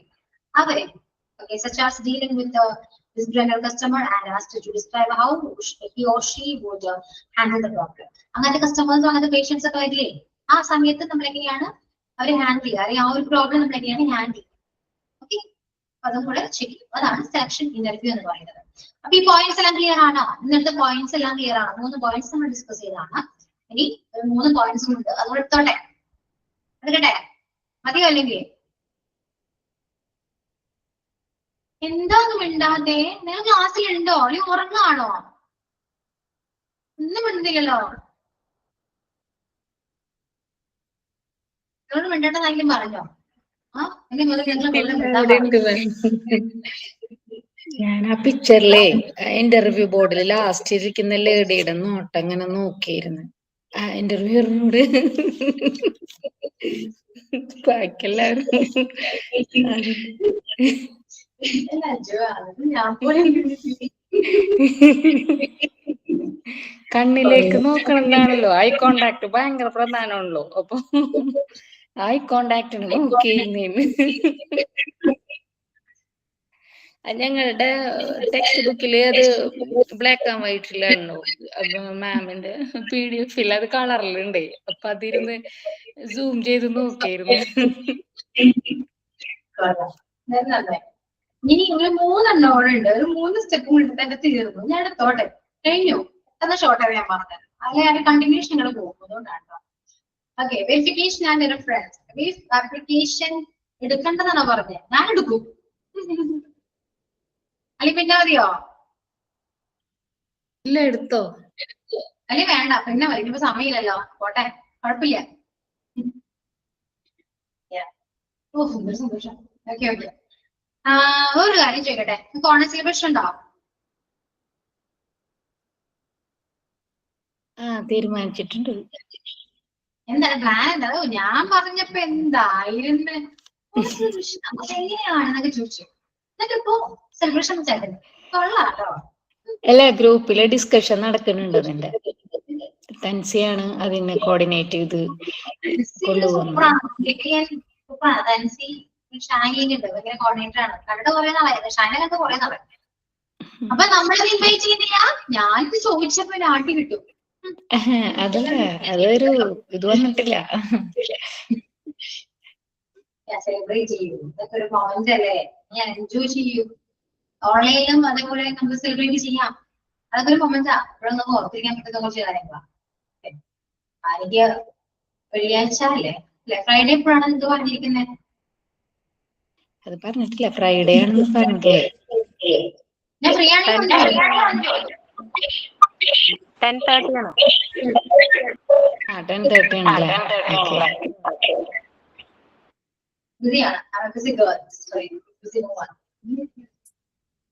ഇത് ഇന്ന് വൈകിട്ടത്തോടു കൂടി കൺഫേം ആവുള്ളൂ മിസ്. അത് കഴിയുമ്പോ എല്ലാവർക്കും ഇൻവിറ്റേഷൻ കൊടുക്കാന്നോ? പ്രിൻസ് ഇവിടെ ഉണ്ടായിരുന്നോ? കണ്ടില്ലല്ലോ. പോയോ? അത് പറഞ്ഞ ആള് പോയി. ഇൻവൈറ്റ് ചെയ്യാൻ വേണ്ടി മാത്രം വന്നാ? അല്ല, അവിടെ ഉണ്ടായിരുന്നു. കണ്ടില്ല, ഇതിന്റെ കണ്ണിന് എന്തോ പറ്റിയിട്ടുണ്ടെന്ന് തോന്നുന്നുണ്ടോ? കണ്ണടിച്ചു പോയെന്ന് സംശയം. ഓക്കെ, അപ്പൊ ഇൻവൈറ്റ് ചെയ്യൂ. ഞാൻ വരാം. സമയം ഉണ്ടെങ്കിൽ ഞാൻ വരാം. സമയം 10:30 ക്ലാസ് ഉണ്ട്. 11:30 ഞാൻ ഫ്രീ അല്ല. ഇൻവൈറ്റ് കാര്യമില്ല, ഞാൻ ഫ്രീ അല്ല. ഒരു അരമണിക്കൂർ എങ്ങനെയെങ്കിലും അഡ്ജസ്റ്റ് ചെയ്യാൻ നോക്ക്. വെറൈറ്റി പരിപാടീസ് ആയിരിക്കും. നോക്കാം, ഞാൻ നോക്കട്ടെ. 10:30 ഉണ്ട്, 11:30 ക്ലാസ് ഉണ്ട്. എന്നിട്ട് കഴിയുന്നതിന് മുന്നായിട്ട് ഞാൻ പറയാം. കേരളം ഇന്നേ വരെ കാണാത്ത രീതിയിലുള്ള ഓൺലൈൻ ഓണാഘോഷ പരിപാടി ആയിരിക്കും. ഓ, എന്നിട്ട് ഞാൻ കൊള്ളാം, നോക്കാം, സെറ്റാക്ക്, വിളിക്കുന്നോട്. അതുകൊണ്ട് എങ്ങനെയെങ്കിലും ടൈം അഡ്ജസ്റ്റ് ചെയ്ത് എടുക്കുക. ഓ, പണിയാണ്. ഞാൻ ഓൾറെഡി ഫിക്സ് ചെയ്തു ക്ലാസ്. വടംവലിയൊക്കെ ഉണ്ട്. എന്തോ വടംവലിയൊക്കെ ഉണ്ട്. വിളിക്കും, ഇതൊക്കെ കാണണം, എന്തായാലും കാണണം. അതല്ല പറഞ്ഞേ, കേരള ചരിത്രത്തിലെ ആദ്യമായിട്ടുള്ള ഓൺലൈൻ ഓണാഘോഷ പരിപാടി ആയിരിക്കും. നോക്കട്ടെ, ഞാൻ ബ്രേക്ക് കൊടുത്തിട്ടെങ്കിലും വരാം. വിളിച്ചാൽ മതി. എന്നെ വിളിക്കണുണ്ടെങ്കിൽ പരിപാടി തുടങ്ങാൻ മുന്നേ പറഞ്ഞാൽ മതി. എന്നെ വിളിക്കണമെന്ന് പറഞ്ഞാൽ മതി. ഞാൻ ബ്രേക്ക് കൊടുത്തിട്ടേ വരാം. ഓക്കെ, ക്ലാസ്സിനെ കുറിച്ച് ബ്രേക്ക് കൊടുക്കാം. അത് അവർക്ക് എന്തെങ്കിലും ഒരു സ്ലൈഡ് ഇട്ട് കൊടുത്തിട്ട് വായിക്കാൻ പറഞ്ഞിട്ട് പോരുക. നോക്കാം, സെറ്റാക്കാം നമുക്ക്. എന്നെ വിളിച്ചാൽ മതി, അത് മറക്കരുത്. ഇല്ലില്ല, അത് ഇന്ന് വൈകിട്ടത്തേക്ക് കൂടി അത് കൺഫേം ആവുള്ളൂ. അപ്പൊ അത് കഴിയുമ്പോ ഇൻവിറ്റേഷൻ കൊടുത്തു തുടങ്ങാന്ന് ഓർത്തോണ്ടാ. ഇൻവിറ്റേഷൻ മാത്രം വരുള്ളൂ ട്ടാ. പിന്നെ പ്രത്യേക ഒരു വിളിച്ചു പറയലൊന്നും ഉണ്ടാവില്ലെന്ന് തോന്നുന്നു, അല്ലേ പ്രിൻസ്? അല്ല, ഇൻവിറ്റേഷൻ നമുക്ക് മതിയല്ലോ. എല്ലാ ടീച്ചേഴ്സും നമുക്ക് ഇൻവൈറ്റ് ചെയ്യാം, പോരെ? അതെ. അപ്പൊ വൈകിട്ടത്തേക്ക് എല്ലാം കൂടെ സെറ്റ് ചെയ്യാന്ന് ഓർത്തോണ്ടാ. അത് ഫ്രൈഡേ മാറ്റി സാറ്റർഡേ ആക്കിയാലോ? ഞാൻ എല്ലാവരും ഇപ്പൊ ഫ്രൈഡേ എന്നും പറഞ്ഞ എല്ലാവരും പ്രിപ്പയർ ചെയ്തോണ്ടിരിക്കുന്നത്. ഇപ്പൊ എങ്ങനെയാണെന്ന് എനിക്ക് അറിയത്തില്ല. ചുമ്മാ പറയുന്നേ ഉള്ളൂ. സാറ്റർഡേസ് ക്ലാസ് ഒന്നും ഇല്ല. കുഴപ്പമില്ല, പ്ലാൻ നടക്കട്ടെ, കുഴപ്പമില്ല കേട്ടോ. ടീച്ചേഴ്സ് അവൈലബിൾ ആയവര് എന്തായിരുന്നു എല്ലാവരും ക്ലാസ് ഉണ്ടാവും. ഒന്നുമില്ല, അതെല്ലാം ഓരോ ക്ലാസ്സിൽ ചിലപ്പോൾ സെലിബ്രേഷൻ ആയിരിക്കും. ഓക്കെ നോക്കാം, സെറ്റ് ആക്കാം നമുക്ക്. ഞാൻ വരാം, ഞാൻ വർക്ക് കൊടുക്കാണെങ്കിൽ ഞാൻ വരും.